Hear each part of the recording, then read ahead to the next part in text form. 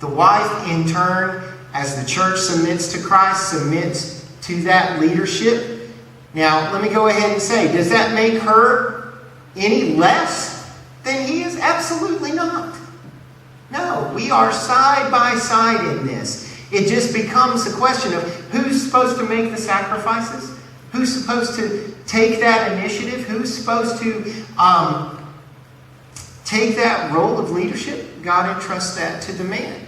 It's, in a sense, it's, well, I will define this in a better way tomorrow night. But give me a chance till tomorrow night to define that, because there's some really good terms. But the idea that the man loves and the woman in turn loves her husband. But ladies, do you know how a man spells love?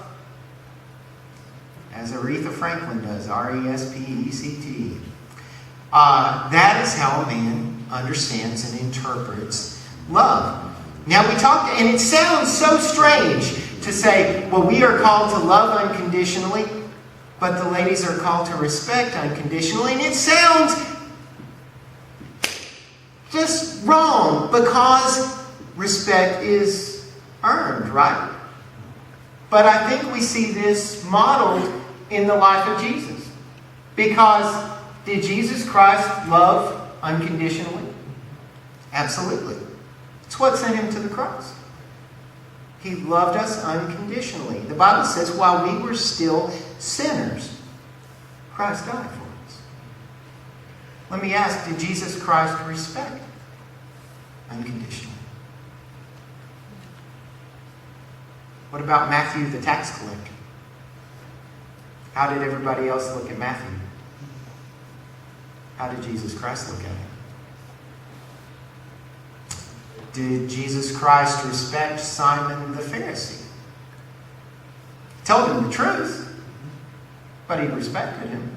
Remember, Simon had him into his home, and Jesus, even though he knew Simon was having him there to size him up, to eye him over, even though he knew Simon was there looking to see what was wrong, he still accepted his invitation.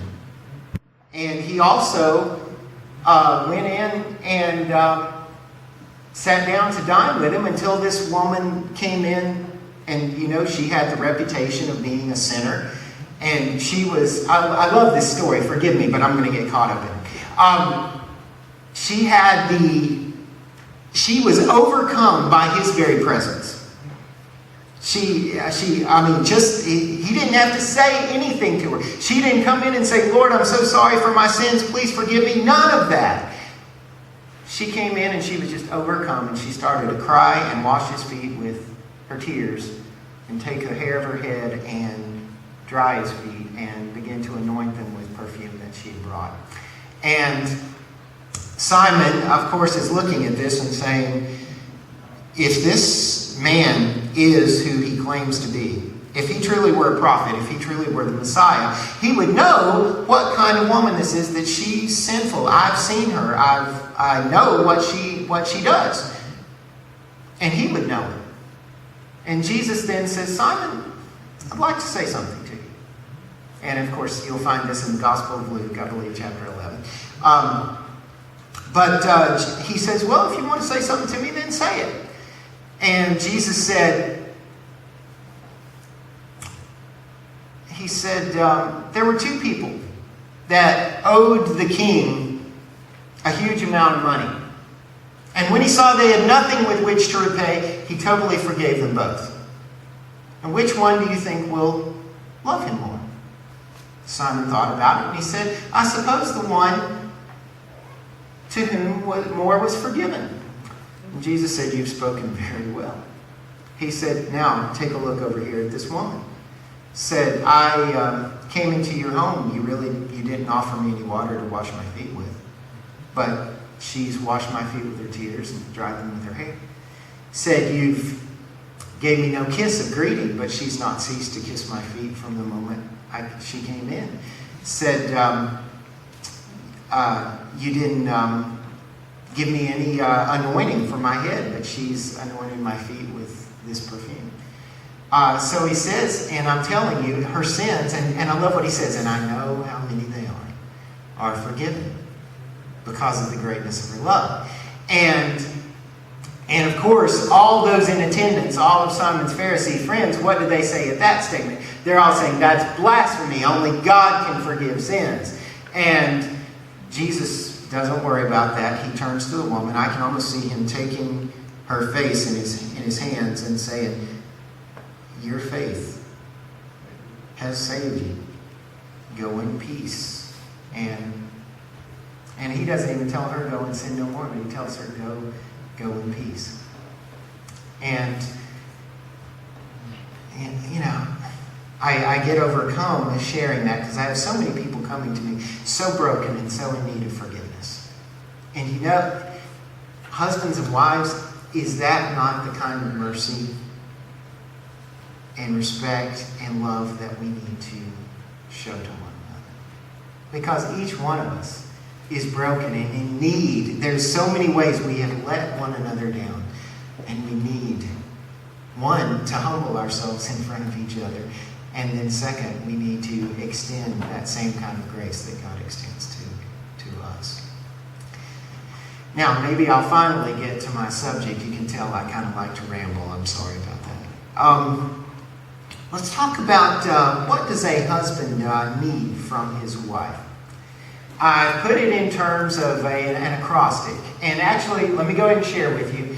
Pastor Roger had asked me to provide some, and I'm going to give you a list Wednesday night, of some different resources that may be helpful for you. Some things that I recommend to people that I counsel. One of the best ones on marriage is by Dr. Emerson Eggerichs. It's called Love and Respect. If you don't have it in your church library, I'd so recommend that you have it. You can pick it up from about any Christian bookstore or Amazon or wherever you pick things up like this. But it's one of the best works I've seen on biblical marriage. And a great deal of what I'm going to say tonight comes out of that. But I'm going to do an acrostic, and the acrostic is chairs. Tomorrow night it's going to be couples as to what a wife needs from her husband. But tonight it's chairs. Now, that doesn't mean you need to go home and whack your husband with a chair, but what it does mean is C stands for conquest. Now, that's a bad word right at the start because it makes us think about, well, that sounds chauvinistic, that a man is in this for conquest. No, conquest simply means to appreciate a man's God-given desire to work and to achieve. Again, work can get in the way of oneness and closeness in a lot of marriages. I know that sometimes wives can feel that a man's work comes in front of her or in front of the family. And yes, we can be workaholics. But also, we need to go back to Genesis chapter 1 and chapter 2. And there we find that God created us with a desire for and also a command to work. If we go there to Genesis 2, it tells us that God formed man of the dust of the ground and put him in the Garden of Eden to tend and keep it. And at that time, prior to sin entering the world, work was a joy. It was great fulfillment. It didn't become difficult until after sin entered the world. But again, men especially have that inborn desire to work, to achieve, that there are problems to go out there and solve, things to conquer. And I mentioned the way that this can get in the way of marriage sometimes is when we feel that, well, you know what, I won my wife's heart, she said I do, now I need to find new challenges. No, our challenge needs to be, men, to win our wife's heart every single day by being that much more loving, by being that much more generous and giving and understanding and listening. But still, ladies, we need to appreciate a man's desire to go out there and conquer the world and to do it for us. And not to necessarily resent it or to look down upon it or put it down. Because that is something that is given to him by God. And I'm going to go through these quickly and just give some biblical applications, some tips on how to do this, because we'll be here all night if I go into detail on each one. But here's some practical things. Your husband will feel that you appreciate his desire to work and achieve when you tell him verbally or in writing that you value his work efforts.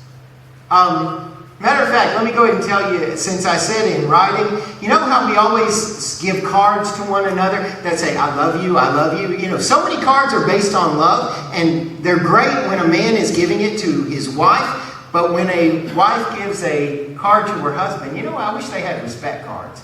Ways to say, you know what, I really, really appreciate the fact that you lay it on the line every day. Something like that.